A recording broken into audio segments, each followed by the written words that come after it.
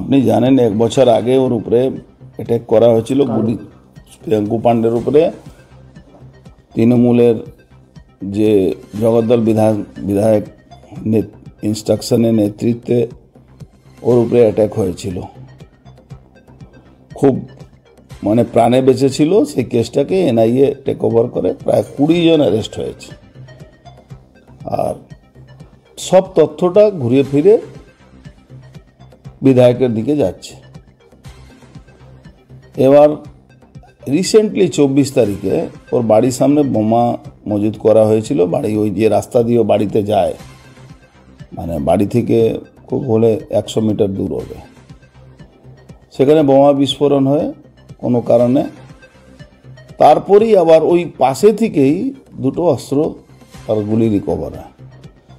আমাদের সবারই ধারণা, যেহেতু ওর মামলাটা এনআইএতে আছে, সবাই সাক্ষী হয়েছে, সব মামলায় 164ও হয়েছে, যে কোনো মুহূর্তে ওকে এলিমিনেট করলে তৃণমূলের সুবিধা হবে। তার জন্যে এই চক্রান্তটা করছে ওরা, যাতে ওকে মেরে দেওয়া হয়।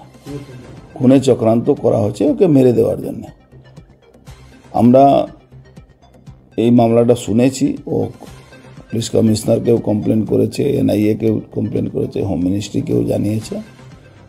এই সম্ভাবনাটা অনেকটাই আছে।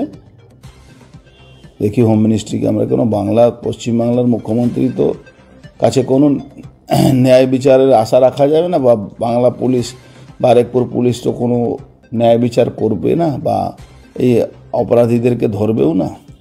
এনআইএকেও আমরা জানিয়েছি, আর হোম মিনিস্ট্রিকেও আমরা বলেছি যাতে এর উপরে সিরিয়াস নজর রেখে, যেহেতু এনআইএতে মামলাও আছে আর পুরোটাই ইঙ্গিত জগদ্দল বিধায়কের উপরে আছে, দেখা যায়।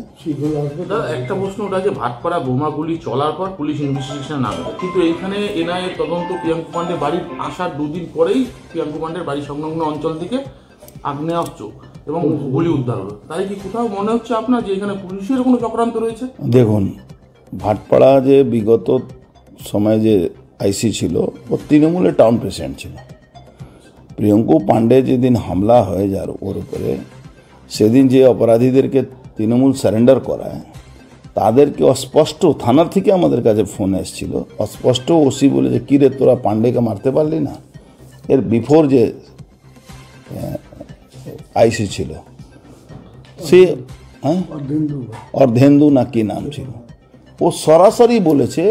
আর এই কথাটা থানার থেকে অফিসাররাই বলেছে কি এটা পুরো মার্ডারের এই ছিল, চক্রান্ত করেছিল।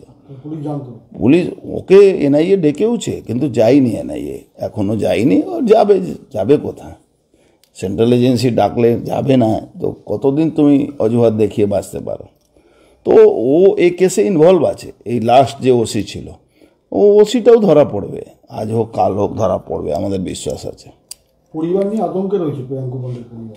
যে কোনো লোক আতঙ্কিত থাকবে, ও তো পলিটিক্যাল লোক আছে, ও সমস্যাটা বুঝতে পারছে, কাকিনারা জন্মেছে, জানে এখানে কি পরিস্থিতিতে বসবাস করতে হচ্ছে। রাজনৈতিক বিভিন্ন কাজে বাইরে থাকে, পরিবার থাকে একা।